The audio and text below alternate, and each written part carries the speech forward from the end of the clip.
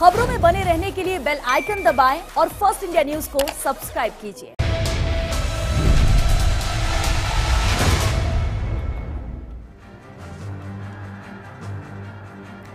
नमस्कार, स्वागत है आपका बिग फाइट लाइव में। आपके साथ मैं हूं श्वेता मिश्रा। राजस्थान में राज्यसभा का रण उस मोड़ या कहें मुकाम तक पहुंचता दिखाई दे रहा है जिसके लिए सियासत बदनाम है, जिसके राजनेताओं पर आए दिन तोहमत लगती रहती है। साम दाम दंड और भेद का हर वो पैतरा चला जा रहा है जिसके सहारे चुनावी नैया पार लगती है। 25-25 करोड़ का लालच कहीं दिया तो कहीं दिखाया जा रहा है, वरना जिस प्रदेश में जनता ने स्पष्ट बहुमत दिया वहां हॉर्स ट्रेडिंग के दांव क्यों चले जाते हैं, खरीद फरोख्त के आरोप क्यों सरेआम होते हैं और क्यों नंबर नहीं होने के बावजूद उतारा जाता है 3 सीटों पर चौथा उम्मीदवार। लेकिन सूबे में सियासी संभावनाएं तलाशने और तराशने वाले शायद ये भूल गए हैं कि यह मुकाबला सियासत के सबसे बड़े जादूगर के साथ है। सियासी रणनीति की हर चाल, हर कमान जिनके हाथ है, जिनके हक में सारे समीकरण है और जिनके विरोधियों के हक में मात है। खैर, सियासत तो आपने रंग दिखाएगी ही, लेकिन राजधानी जयपुर का शिव विलास रिजॉर्ट राजस्थान की राजनीति का केंद्र बन गया है, जहां पूरे देश की नजरें आ टिकी हैं और हर जुबान पर है एक ही सवाल कि आखिर सियासी साजिश की क्या है हकीकत। ऐसे लोगों को नेस्तनाबूद करना चाहिए, ऐसे लोगों को झटका देना चाहिए। पब्लिक सब समझ रही है और कोई आश्चर्य नहीं, आने वाले वक्त में पब्लिक खुद झटका दे देगी इनको। न कोई हमारा एफर्ट है, न कोई सियासत करेंगे, न कोई षड्यंत्र करेंगे, न कोई खरीद फरोख्त करेंगे। हमने तो साफ तौर पर अंतरात्मा की आवाज पे कहा। भारतीय जनता पार्टी के नेताओं द्वारा कोशिश की जा रही है कि वे कांग्रेस की सरकार को कमजोर करें। अगर हमें थोड़ा सा भी यह लगता, कहीं मन में संदेह होता, तो हम कई दिन पहले बुला लेते ना। कौन सी संभावनाओं की बात करी भारतीय जनता पार्टी? एकमात्र संभावना है हॉर्स ट्रेडिंग, खरीद फरोख्त। इसके अलावा उनके पास और कोई दूसरा रास्ता नहीं है।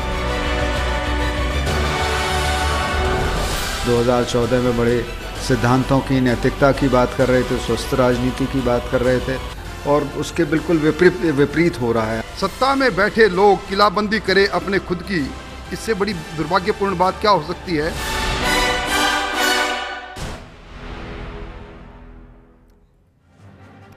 उच्च सदन की दौड़ में क्यों निम्न हो गई सियासत? किसने की हाथ के कुनबे में सेंध की हिमाकत? मोहरों की हेराफेरी की आखिर क्या है हकीकत? सियासी मैदान में अब किससे सोहबत? सबसे बड़ा सवाल कि सियासी साजिश की क्या है हकीकत? बिग फाइट में बहस आज जिसे अहम मुद्दे पर, और बहस के लिए हमारे साथ खास मेहमान मौजूद हैं। चलिए उनसे रूबरू करा दें आपको। हमारे साथ पूर्व मंत्री और बीजेपी विधायक वासुदेव देवनानी जी हैं, कांग्रेस नेता आरसी चौधरी जी हमारे साथ हैं और साथ ही राजनीतिक विश्लेषक मिथिलेश जैमिनी जी भी हैं। आप सभी का बहुत स्वागत है बिग फाइट लाइव में। वासुदेव देवनानी जी, राज्यसभा चुनाव की तारीखों का ऐलान क्या हुआ? सियासत अलग रंग दिखा रही है, अलग रूप में नजर आ रही है।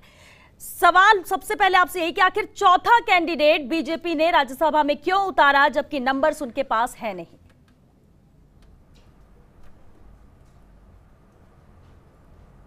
श्वेता जी, भारत में लोकतंत्र है। लोकतंत्र में जब हमारे पास एक्स्ट्रा वोट हैं, हमने उसके लिए हमारा उम्मीदवार खड़ा किया, ये हमारा अधिकार है विपक्ष के नाते भी और एक लोकतांत्रिक पार्टी होने के नाते भी। अब चूंकि कांग्रेस का लोकतंत्र में विश्वास नहीं है, इनका अपने एमएलए पे विश्वास नहीं है, अपने प्रदेश अध्यक्ष पे विश्वास नहीं है और इस लोकतंत्र में अविश्वास के कारण ये हॉर्स ट्रेडिंग का जो आरोप लगा रहे हैं, क्या इन्होंने बीएसपी के 6 एमएलए को अपनी पार्टी में मिला करके हॉर्स ट्रेडिंग तो उसी दिन शुरू कर दी और कल निर्दलीय विधायकों को जो गवाड़ेबंदी कर रहे हैं इसका और सीमाओं को सील कर रहे हैं, इसका मतलब ये हुआ कि इनका अपने एमएलए पे विश्वास नहीं है, अपने पार्टी के प्रदेश अध्यक्ष पे विश्वास नहीं है, बीएसपी वालों पे नहीं है और कांग्रेस के अंदर जिस प्रकार का एक धैर्य के इन्होंने जो आश्वासन दिए थे बीएसपी को, निर्दलियों को, कोई पूरा किया नहीं। लेकिन वासुदेव जी, ये सब तो साथ है। आज हर कोई यही बोल रहा है कि हम सब साथ हैं, हम जीतेंगे। आप लोग बार बार दो चीजें देखिए। जी क्यों वासुदेव जी, लेकिन एक बात और है, ठीक है, आप लोग आरोप लगा रहे हैं इनके अंदर ही गुटबाजी हो रही है, ये सब एकजुट नहीं है, लेकिन आज हर एक ने यही कहा कि हम सब साथ हैं।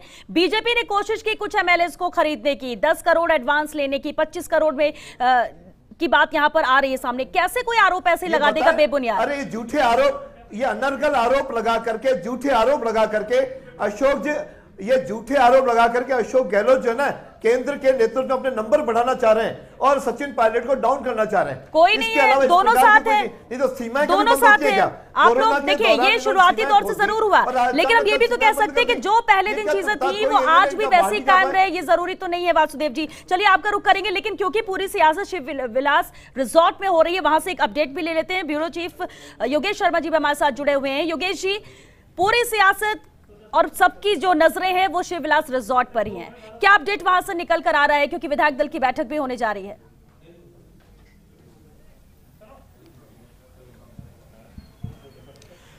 देखिए, शिवविलास में थोड़ी देर बाद बैठक होगी और एक ताजा खबर, जो बड़ी खबर है जी, माणिक टैगोर और राजीव सातव, कांग्रेस के दो बड़े राष्ट्रीय नेता भी केसी वेणुगोपाल के साथ जयपुर आ रहे हैं और 9:30 बजे के लगभग बैठक का समय रखा गया है। राहुल गांधी के दोनों विश्वस्त माने जाते हैं। उन्हें यहाँ क्यों भेजा जा रहा है, ये आने के बाद पता लगेगा, क्योंकि पर्यवेक्षक के तौर पर पहले ही रणदीप सुरजेवाला है, पर्यवेक्षक के तौर पर पहले ही टी.एस. सिंहदेव हैं और अब दो और नेता केसी वेणुगोपाल के साथ आ रहे हैं। क्या गुजरात को लेकर कोई बात होगी, क्योंकि गुजरात के प्रभारी के तौर पर जाने जाते हैं राजीव सातव, या फिर वो भी जयपुर में कैंप करेंगे? केसी वेणुगोपाल के आने के बाद पूरी सियासत कांग्रेस की थामने की कोशिश होगी। हालांकि अविनाश पांडे ने आते ही सचिन पायलट से मुलाकात की, दोनों के बीच में शिवविलास में बातचीत हुई है, बहुत सकारात्मक माहौल में दोनों में बातचीत हुई और एक लाइन पर दोनों ने बात की। अविनाश पांडे भी बोले कि खरीद फरोख्त को लेकर जो आरोप लग रहे हैं वो बिल्कुल सही है और बीजेपी को लेकर उन्होंने कई तरह के आरोप भी लगाए, लेकिन साथ ये कहा कि कांग्रेस पार्टी एकजुट है।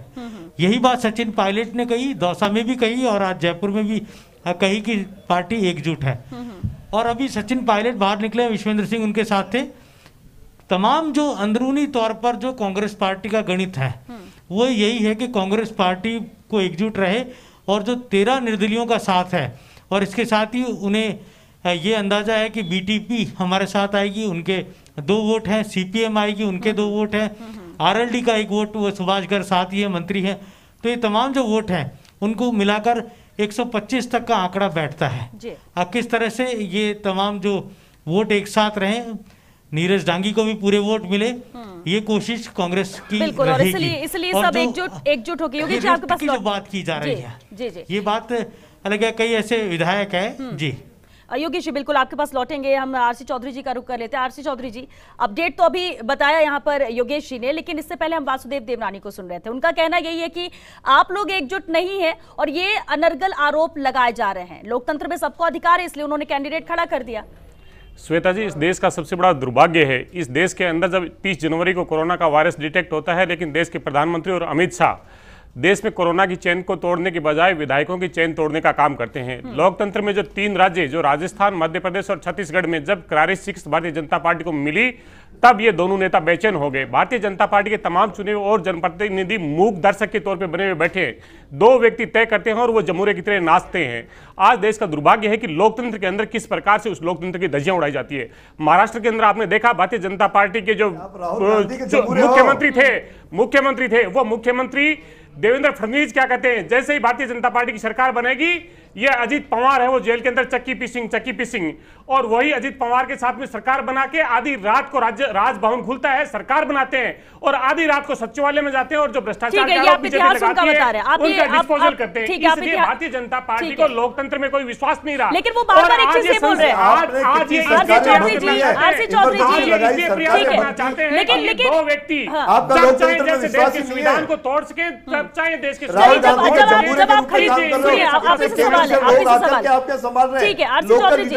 आप लोग खरीद फरोख्त की बात करते हैं तो बीजेपी के पास एक बात रहती है हमेशा कहने के लिए आरोप कि 6 बीएसपी के विधायक को आपने खरीद लिया, इसलिए आपके साथ हो गए। क्या आपको अपने विधायकों पर भरोसा नहीं है? श्वेता जी, भारतीय जनता पार्टी और बसपा के तमाम जो सुप्रीमो अगर वो ये कहे कि हम भारतीय जनता पार्टी के साथ में जाके भारतीय जनता पार्टी को समर्थन दे रहे हैं, तो निश्चित रूप से हम कहें, लेकिन वो भारतीय जनता पार्टी के खिलाफ में जीत के आए, भारतीय जनता पार्टी की नीतियों के खिलाफ में जीत के आए और स्वेच्छा से आके समर्थन दिया है उन्होंने। राज्यसभा का चुनाव आज है, उससे पहले वो सरकार में आके उन्होंने कहा कि हम सरकार के साथ में, ना सिर्फ राजस्थान में और मध्य प्रदेश में भी होते हैं। लेकिन अगर भारतीय जनता पार्टी अपने दावों के हकीकत पे आती है तो क्यों नहीं बसपा सुप्रीमो से कहे कि हम भारतीय जनता पार्टी के साथ में खड़े होने का काम करेंगे।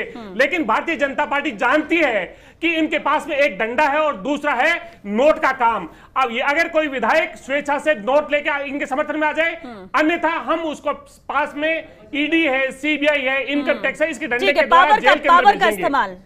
पावर का इस्तेमाल गलत तरीके से करेंगे, ये एक डर भी दिखाया जाता है। हम चलिए रुक करते मिथिलेश जामनी जी का। मिथिलेश जी, अब अगर हम कांग्रेस के दिग्गजों की बात सुने, विवेक बंसल हो, महेश जोशी हो, सचिन पायलट हो या मुख्यमंत्री अशोक गहलोत, तो हर कोई यही कह रहा है कि इतिहास रहा है। अगर आरोपों की बात हो तो इतिहास रहा है, बीजेपी ने क्या कुछ नहीं किया है यहाँ पर विधायकों को अपने साथ लाने के लिए।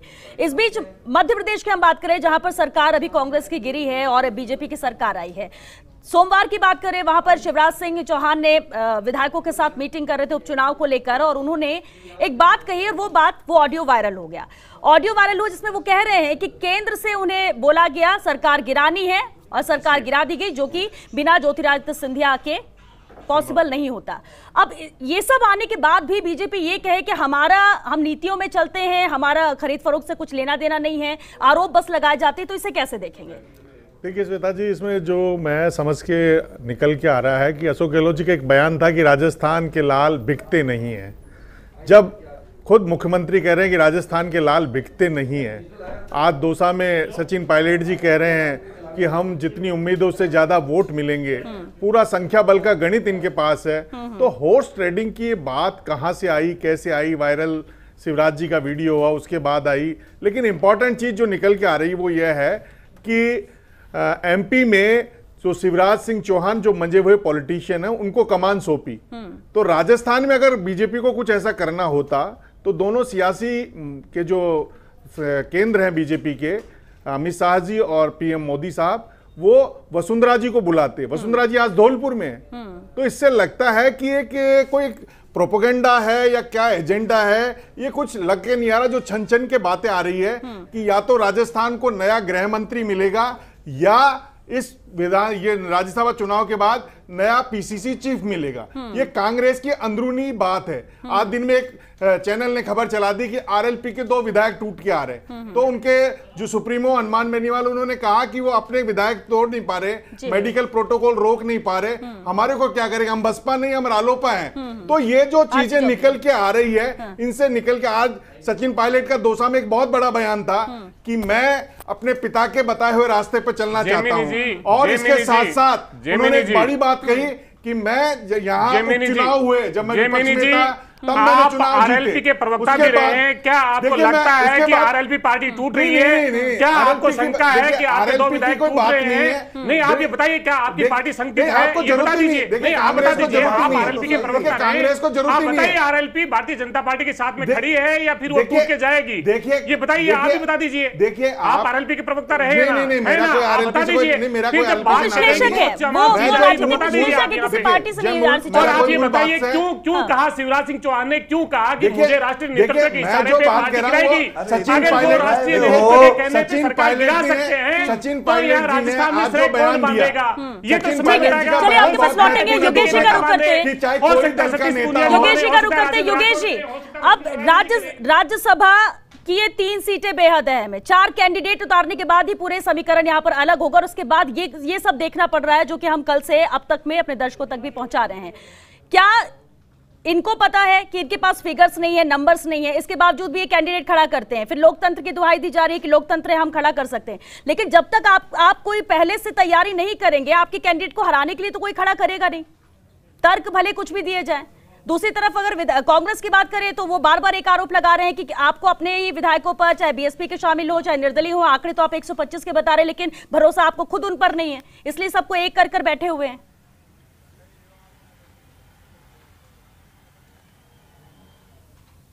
देखिए, एक बात बोली थी कल एक कांग्रेस विधायकों के बीच में मुख्यमंत्री गहलोत ने कि थर्ड फ्रंट बनाने की कवायद कुछ लोग कर रहे हैं। तो इस बात का बहुत महत्व है कि आखिर कौन थर्ड फ्रंट बना रहा है। कांग्रेस पार्टी में भेद करने की कोशिश कर रहा है, सेंध लगाने की कोशिश कर रहा है। ये राज्यसभा का जो चुनाव है, ये मैसेज पॉलिटिक्स का चुनाव है। कांग्रेस का जो असंतुष्ट धड़ा था उसने ये कोशिश की थी पहले कि एक संदेश इसके जरिए दिया जाए कि कांग्रेस के अंदर राजस्थान में रिफ्ट है, लेकिन केसी वेणुगोपाल जब उम्मीदवार बनाए गए उसके बाद पूरी परिस्थितियां बदली और एक जाजम पर कांग्रेस पार्टी नजर आई, क्योंकि खुद आलाकमान के उम्मीदवार हैं और गांधी परिवार की, राहुल गांधी की, सोनिया गांधी की, प्रियंका गांधी की पूरी नज़रें इस चुनाव पर टिकी है। सचिन पायलट हो चाहे अशोक गहलोत हो, उनको दोनों सीटें यहाँ से जिताकर भेजकर एक संदेश देशव्यापी भी देना होगा। और जब आरोप खुद मुख्यमंत्री ने लगा दिए हो और उनके सबसे निकट के सिपहसालार महेश जोशी ने लगा दिए हो खरीद फरोख्त को लेकर, तो उन आरोपों की अपनी अहमियत खड़ी हो जाती है। और वो ये भी कह रहे हैं कि जांच की जाए, इसकी जांच बाकायदा सबूतों की बात तक की जा रही है, कैसे पैसा जयपुर पहुंचा, कहाँ कहाँ बटा, इस तक की बात उनके सामने आ रही है। तो आखिर जांच के बाद पता लग जाएगा क्या होता है। लेकिन राज्यसभा चुनाव के 19 तारीख तक राजनीतिक तापमान का उतार चढ़ाव हमें देखने को मिलेगा और जो तमाम अंदरूनी राजनीति चाहे शिवविलास रिजॉर्ट में हो रही हो, चाहे भारतीय जनता पार्टी के कैंप में हो रही हो, और चाहे वो थर्ड फ्रंट की कवायद के तहत कुछ अन्य जो मोर्चेबंदी करने की कोशिश इस राज्यसभा चुनाव की गणित के पीछे कर रहे हैं, वो देखना होगा। आपको बता दें कि 2009 का जो साल था जब अशोक गहलोत मुख्यमंत्री उस वक्त भी थे, कांग्रेस के पास 156 सीटें थी, उसके बावजूद उस जमाने में 200-250 करोड़ आने की बात जयपुर में की गई थी कि 250 करोड़ रुपया जयपुर में पहुंचा है और गहलोत सरकार को गिराने की साजिश रचने की बात सामने आई थी और गहलोत सतर्क हुए और गहलोत ने मोर्चेबंदी की और उस सरकार को बचाया गया। ये ज़्यादा पॉपुलर नहीं हुई बात, लेकिन इस तरह का घटनाक्रम साल 2000 के वक्त हुआ था। तो अशोक गहलोत खुद अपने आप में कांग्रेस है, वो कभी नहीं चाहेंगे कि कोई ऐसी बिल्कुल और ये बात भी है कि अब जितनी भी रणनीति बना ली जाए सामने अशोक गहलोत है, इसलिए ये इतना आसान बीजेपी के लिए भी नहीं होगा। बिल्कुल शुक्रिया योगेश जी जुड़ने के लिए। लेकिन चलिए अब रुक करते वासुदेव देवनानी जी जो कि लगातार हमारे साथ बने हुए हैं। वासुदेव जी, अभी आपने कहा कि ये आरोप बेबुनियाद है, अनर्गल है, बेकार में बीजेपी पर ये आरोप लगाए जा रहे हैं, जबकि ऐसा कुछ खरीद फरोख्त का नहीं है। लेकिन बीजेपी को जब खरीद फरोख्त की बात आती है तो बीजेपी के इतिहास की बात कही जाती है, दूसरे राज्यों का जिक्र हो जाता है, जिसमें अगर हम लेटेस्ट बात करें मध्य प्रदेश की है, गुजरात की बात कर ले, 8 विधायक अभी राज्यसभा चुनाव के पहले ही किस तरह से टूटे इस्तीफा दिए हैं।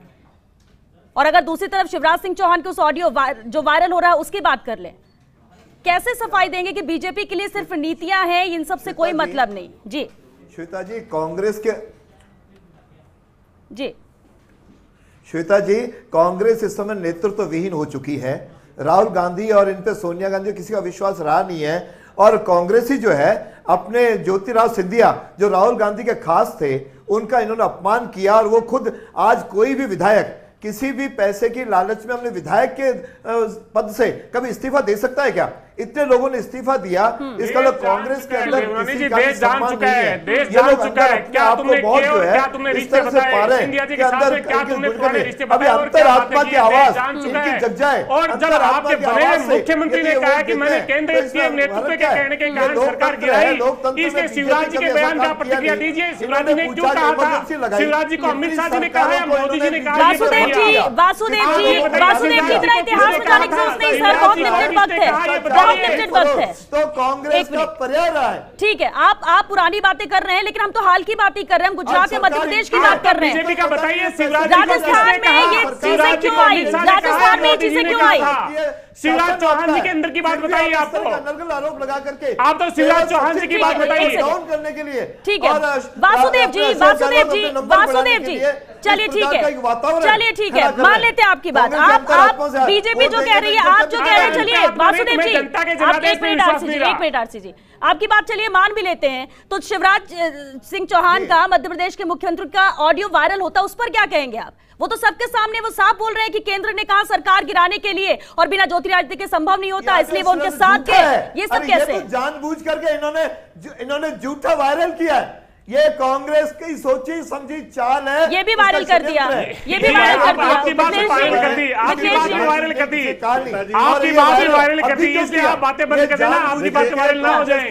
श्वेता जी, ये जो राज्यसभा के चुनाव में जो राजस्थान में जो पॉलिटिक्स चल रही है, वो कांग्रेस को एक ऑक्सीजन देने का काम कर सकती है। इसका अशोक गहलोत पे भी उनका विश्वास नहीं है, इसलिए आप तो अपनी बता दीजिए, शिवराज चौहान की बता दीजिए, आप तो शिवराज चौहान की बता दीजिए। वासुदेव जी एक मिनट, आप कह रहे हैं 125 है, आपको 102 चाहिए। वासुदेव जी देखिए, भरोसा है तभी वो सीएम बने हैं, भरोसा है तभी 125 विधायक उनके साथ है, भरोसा है तभी ऐसा हो रहा है। लेकिन बीजेपी ने 75 ऐड करो तो 75 उनके पास आते हैं क्या? इंदिरा गांधी के समय, इंदिरा गांधी ने चलिए विधायक उनके साथ 75, लेकिन 2 सीटों पे खड़ी।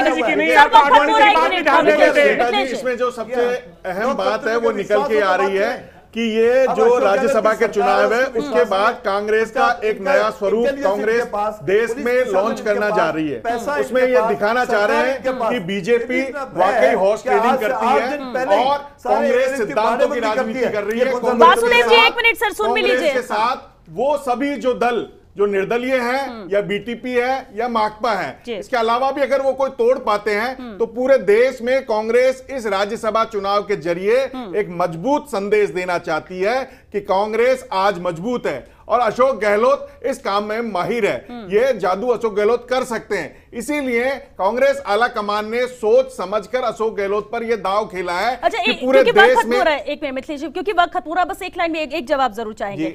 ये कहा जा रहा है कि खरीदने की कोशिश की जा रही है, उधर उनकी तरफ से कहा जा रहा है कि हम सब एक है। आपको लगता है कि पूरे 125 जिनके दावे कर रहे हैं कांग्रेस के, वो साथ जाएंगे और ये खरीद फरोख्त की अगर कोशिश की जा रही है तो वो फेल होगी? देखिए, 101% ये फेल होगा। ये एक पॉलिटिकल स्ट्रेटेजी है, मैं पहले भी कह चुका हूं। इसमें कुछ और छुपा हुआ है, जो आप कह रहे हैं ना सियासी, इसमें कुछ और, इस सियासी अलाव में कुछ और पकड़ा है। ये पक्का है कांग्रेस 2 सीटें जीतेगी। आज खुद सचिन पायलट कह चुके जितनी उम्मीद है उससे ज्यादा वोट मिलेंगे, इसमें किसी को शक शुबा नहीं है। ये एक पूरे देश में कांग्रेस का एक पॉलिटिकल स्ट्रेटेजी है, उसके तहत लोगों को लगे कि भाजपा सिद्धांत विहीन हो गई है और हॉर्स ट्रेडिंग कर रही है। ये बता दीजिए बीजेपी ने क्या सोच के दूसरा प्रत्याशी उतारा, बीजेपी की क्या गणित, आप वो भी बता दीजिए। आप उस पार्टी के साथ बीजेपी का गणित क्या था ये बता दीजिए। होती है 2 लाख रुपए मैं कह रहा हूं बीजेपी का गणित बता दीजिए। चलिए ठीक है सर, क्योंकि बात खत्म हो गई।